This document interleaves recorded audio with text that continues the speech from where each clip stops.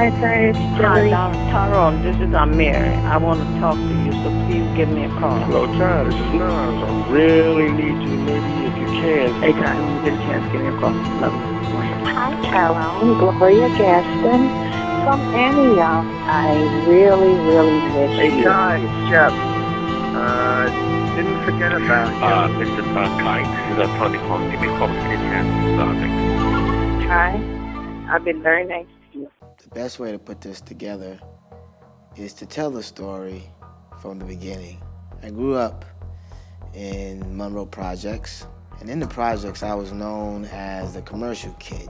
I broke into the business by doing a part in a movie called Christmas Evil, and I'll never forget that line. I wish I was a fighter pilot, dive bombing the stinking projects. I wish I was a fighter pilot, dive bombing the stinking projects.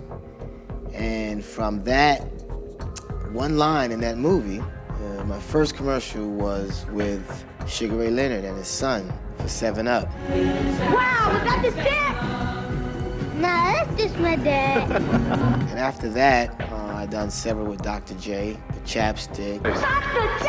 Dr. Chapstick to you. Hey, thanks, Dr. Chapstick! Converse sneakers, and that's how I broke into the business. I started out as an actor. I remember clearly my last audition was for Theo, and after the Theo audition, I decided I didn't want to pursue acting anymore. I wanted to dive into the music business.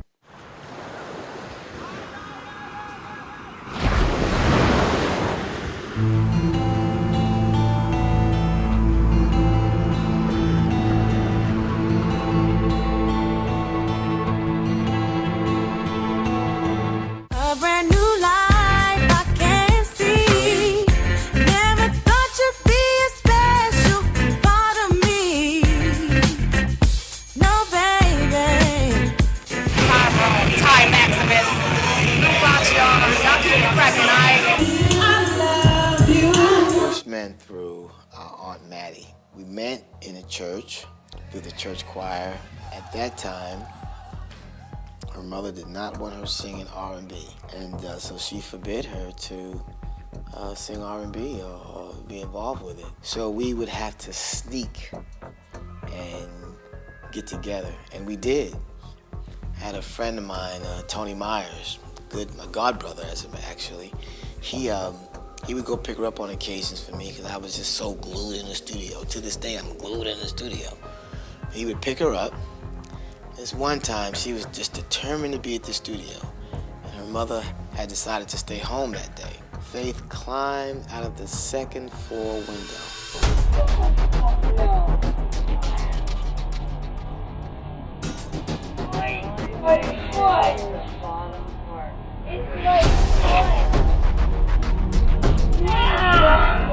climbed all the way down that house, and got in the car and came to the studio. I think that particular night we recorded 2 songs. In total, we recorded about 8 songs. The first song was Funny How Things Change. But it's funny. It's funny how things change.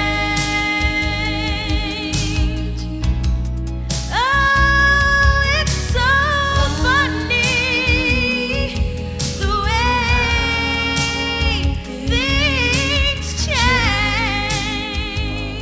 We recorded on a Tascam 688, 8-track cassette, and we bonded through the music. It was the music. There was nothing I wouldn't do for Faith, nothing at all. There was nothing she could ask for I did not give her. There was nothing she could ask for that I didn't give her. And sometimes she had some really unique favors she needed.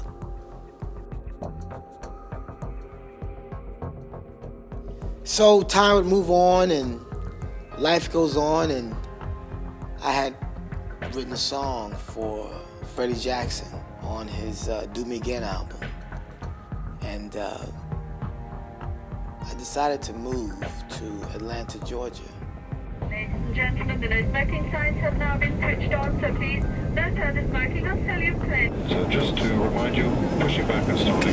So traffic on 4, And years had passed, and Faith had came down to visit. She said, you know, Ty, I got married. I married Biggie. I says, okay, cool. She said, you know who Biggie is, right? I said, no, I don't know who Biggie is. At the time, I just didn't know. You know what I mean? I didn't know. And she said, Biggie Small, he's a rapper. I said, okay, well, cool. Maybe we'll get together and we'll all get together and have fun. So I would take her where she had to go in Atlanta and chauffeur her around, and we do what we do. And I'll never forget when Biggie had got killed. Biggie got shot. That was the time. Because Faith was my friend. She's always been my friend. Anyway, years went by, and she got remarried to Todd. We stayed in touch all this time. We stayed connected together. She would come over to the house, and we'd fool around and reminisce. So I asked her this one time she came over. I said, Faith, why haven't you hooked me up? Why haven't you hooked me up? What's up? I was your first producer. And she said, you know, Todd thought you had a publishing deal. He says, no, I don't have a publishing deal. He says, hook me up. She says, okay. All right, we'll work out something. She left. About a month later, she calls back and says, look, I think I got something. I got this girl I'm working with. I want you to try to produce her. And she's good. She can sing. Bring her over, Faith. Come on, let's get with it. Let's do it. Come on. She brought her over. And cute girl can sing. I told her to sing a cappella, and she did. And I'll make the music behind her, and I did. And I had a partner, Brian Harris. He was introduced to me as the Allstate guy who wants to sing. And he heard about me and how I could lay it down. And we decided that he was going to do the business part and I was going to do the film part. And they discussed the business while me and Faith and the girl took care of the music. Anyway, they left. A couple of days later, I came up with the production, and I called Faith and said, hey, what's going on? What's up? What's cracking? What's popping? He says, yeah, Ty, I want to work with you, but, your boy, he's what? What's up? Your boy.